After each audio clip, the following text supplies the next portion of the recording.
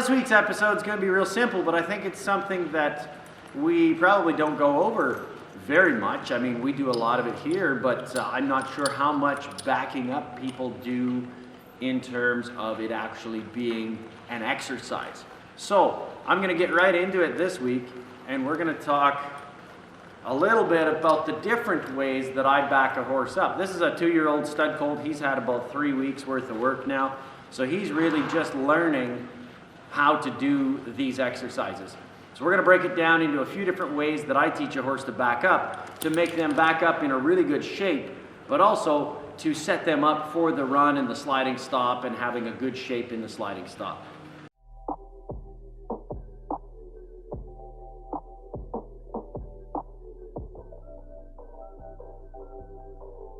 So, one of the things that I do a lot with these young horses is backing up. Because in a reining horse, there's not really, in my mind, any such thing as stop. Okay? There's only go forward, forward, forward, forward, and go backwards.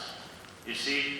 And the shape of that horse's stop, the strength of his hind end, the way that he takes that pressure and creates that shape with his body has everything to do with how well he's going to stop down the road. But we all get into this tug of war at some point, trying to make a horse stop. You see, how do I take hold of a horse's face? How do I stop his feet? How do I make him back up willingly in the shape that I would like without it being a big fight? Okay, and those are some of the questions that come up when you start a young horse in the backup.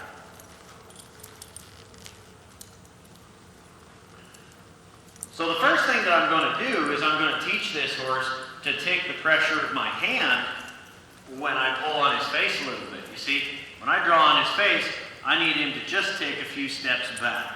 Okay? It's very, very simple. When I draw on his face, he needs to just move his feet back.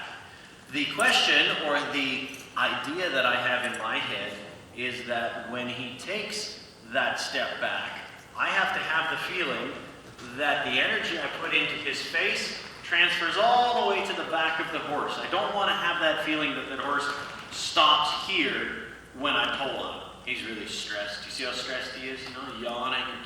He's a wild stallion.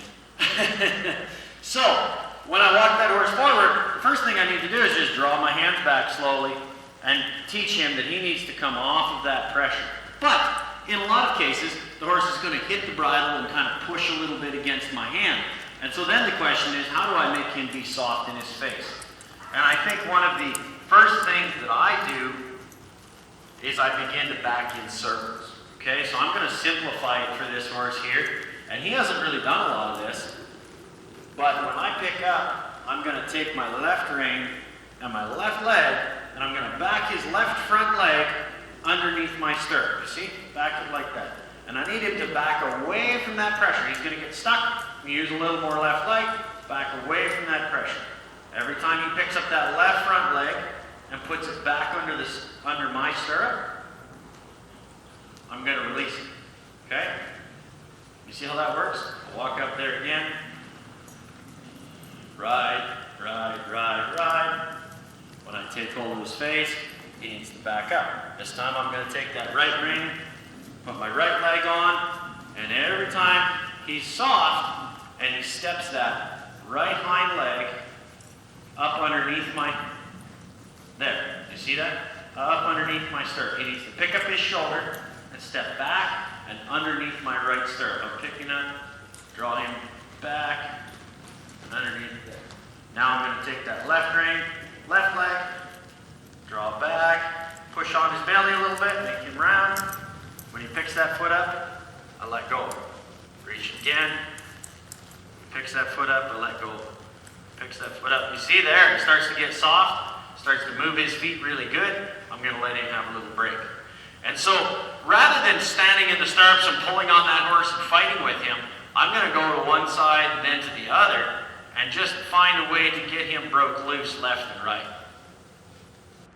So what happens typically is that when you go to pull on a horse, its head and neck will come up and its back will hollow, and they'll do what we call bracing, or they'll stiffen up in their face, or they'll give you that feeling when you pull on them that the energy that you're using to pull on that horse is only coming back to their wither. And so, you know, one of the questions that arises is, okay, how do I get one to be soft in its face in the backup then without standing in the stirrups and pulling on it?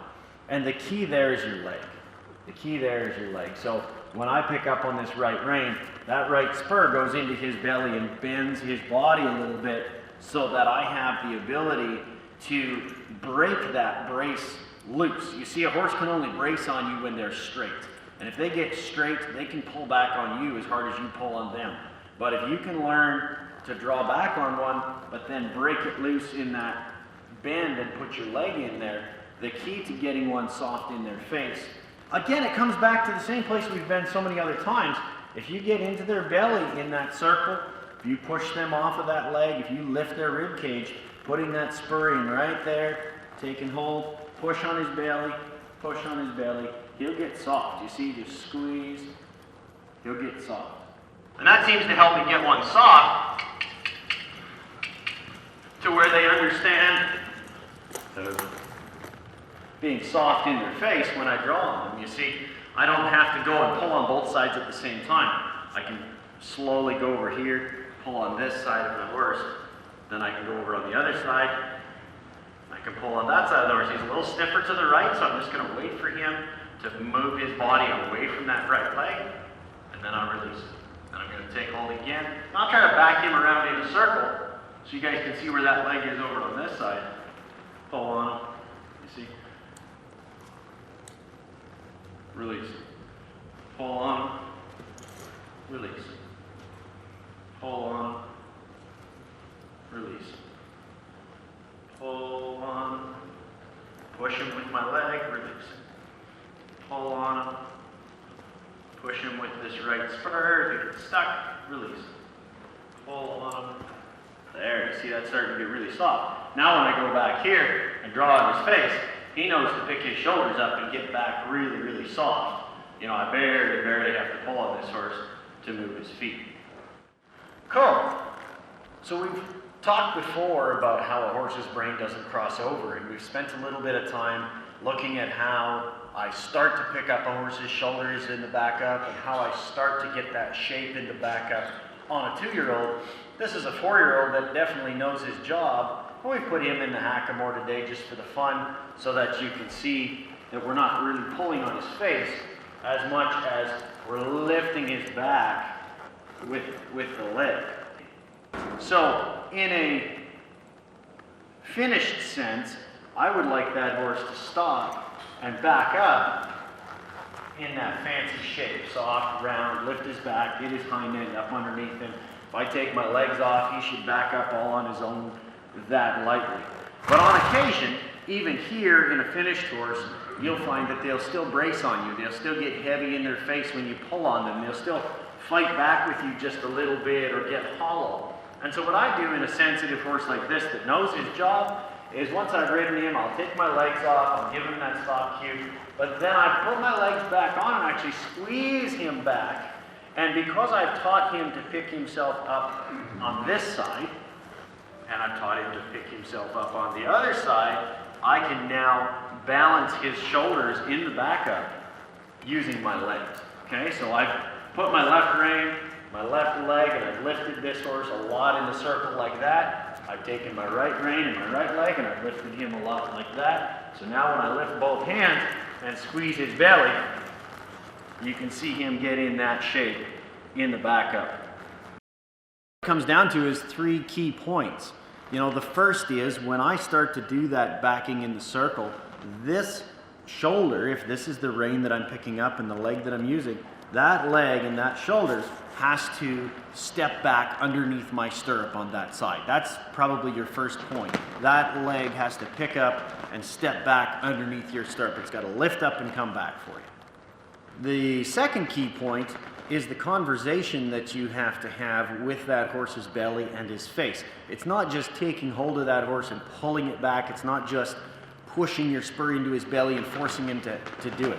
You've got to talk to him in the rhythm of that leg stepping back, you've got to help him and promote his natural rhythm with the rhythm of your leg and your hand and your spur. So talk to that horse.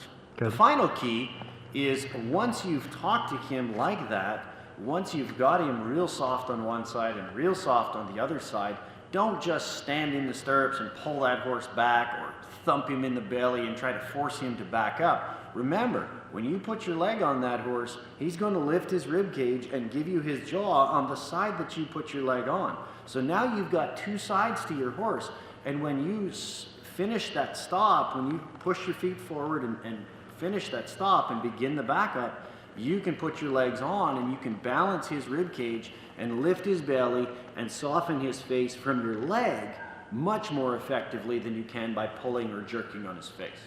So hopefully that helps. Keep it coming. Like, subscribe, help me out here, give me other ideas, and I'll keep working toward more videos. It's a lot of fun. Thanks, guys.